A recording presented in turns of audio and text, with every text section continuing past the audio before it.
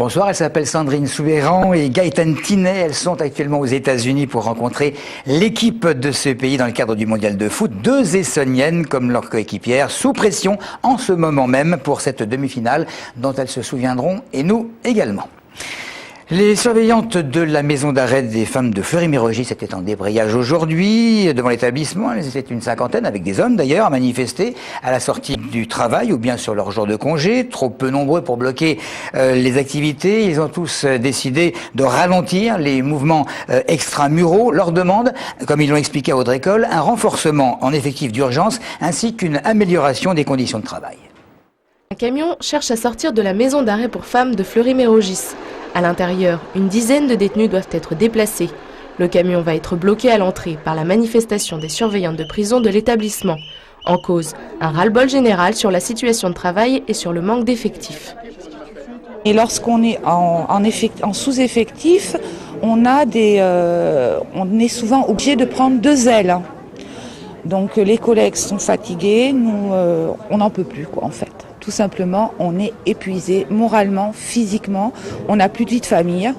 Moi, je suis du Sud, ça fait 1 mois et demi que je ne suis pas rentrée chez moi parce que je ne peux pas, on ne me cale pas de repos.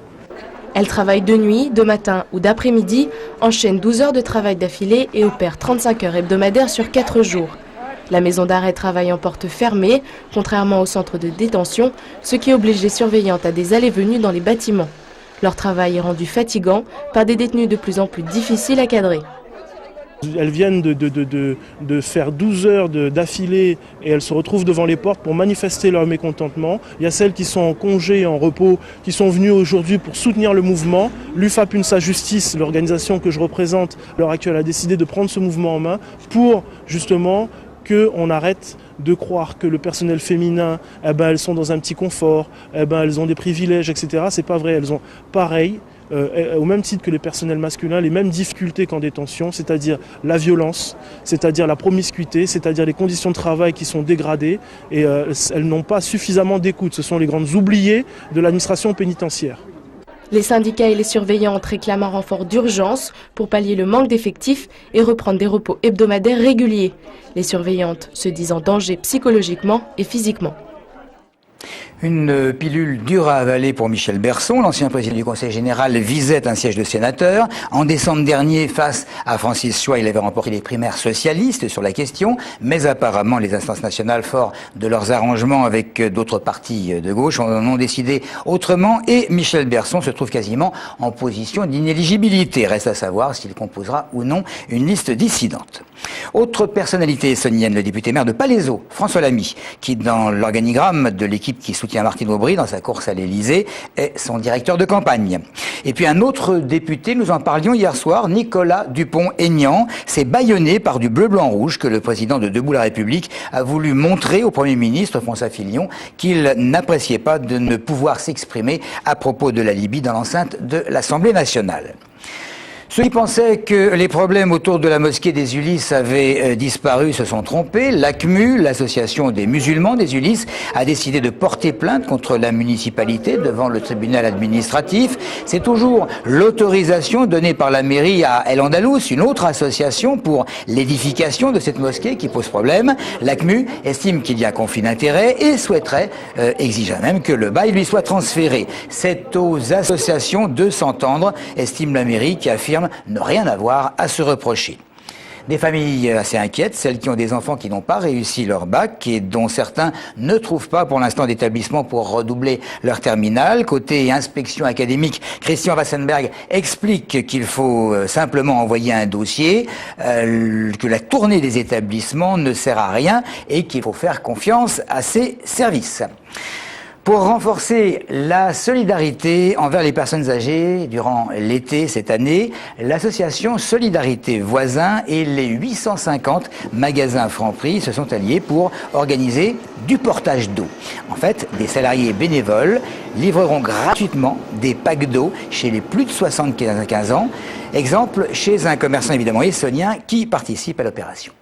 C'est une opération qui consiste à aider les personnes âgées de plus de 75 ans à leur emmener, leur livrer chez eux à la maison 2 packs d'eau pour les aider comme ils peuvent pas lever de pack d'eau. Donc on est là pour les aider. On est à une dizaine de livraisons par jour.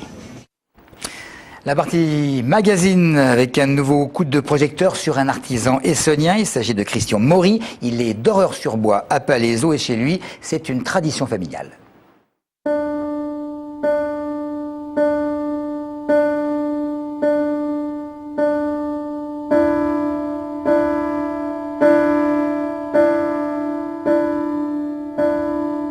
Reconnu par l'ensemble de sa profession, meilleur ouvrier de France, label entreprise du patrimoine vivant, Christian Maury est d'Horreur-sur-Bois à Palaiseau.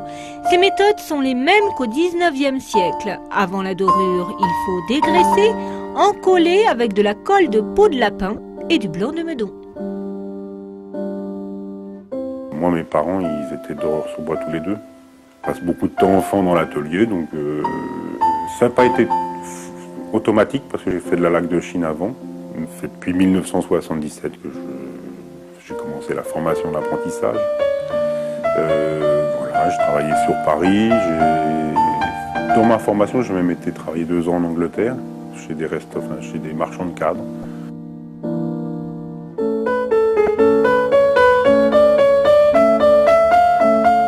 Le principal travail, c'est quand même beaucoup de restauration donc en bois doré de cadre, mais aussi de meubles, consoles, fauteuils, boiseries, choses comme ça.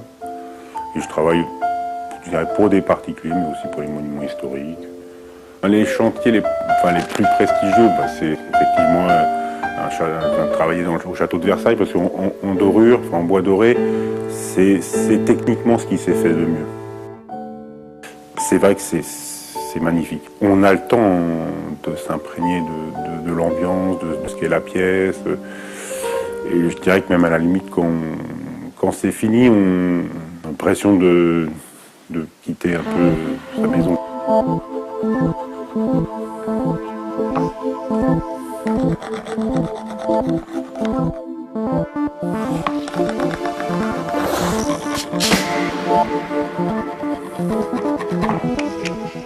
Ce qu'il faut, c'est la même exigence de fabrication et de créativité. Donc, moi, ça ne me dérange pas qu'on mette de l'art contemporain à Versailles. Ce qui serait même bien, c'est qu'on puisse même, en tant qu'artisan, avec des techniques traditionnelles, travailler plus avec des créateurs, plus avec des designers, montrer qu'on peut aussi participer à des actes de création avec un peu à la limite comme ça se faisait au XVIIIe siècle. Et la technique était apportée par les artisans et je trouve que ça faisait des choses intéressantes. Intéressant. Les festivités du 14 juillet, avec bien sûr des défilés comme ce soir, celui des sapeurs-pompiers à Évry, des balles des retraites au flambeau, des concerts sans oublier les feux d'artifice, sur le terrain de rugby pour Sainte-Geneviève-des-Bois par exemple, au stade Jean Moulin pour Savigny, au parc des sports Langrenay à Longjumeau et un superbe spectacle pyrotechnique à Hyères dans la propriété Caillebotte. Tour Eiffel, ce sera demain. Voilà pour l'essentiel de ce journal réalisé une fois de plus par Julien Lalanne. Téléphone pour ce soir des quartiers d'été. Les programmes, eh bien, ils continuent sans le direct et nous nous retrouverons tous bronzés, je l'espère, à la rentrée, c'est-à-dire le 5 septembre. Une fois encore, merci de votre fidélité.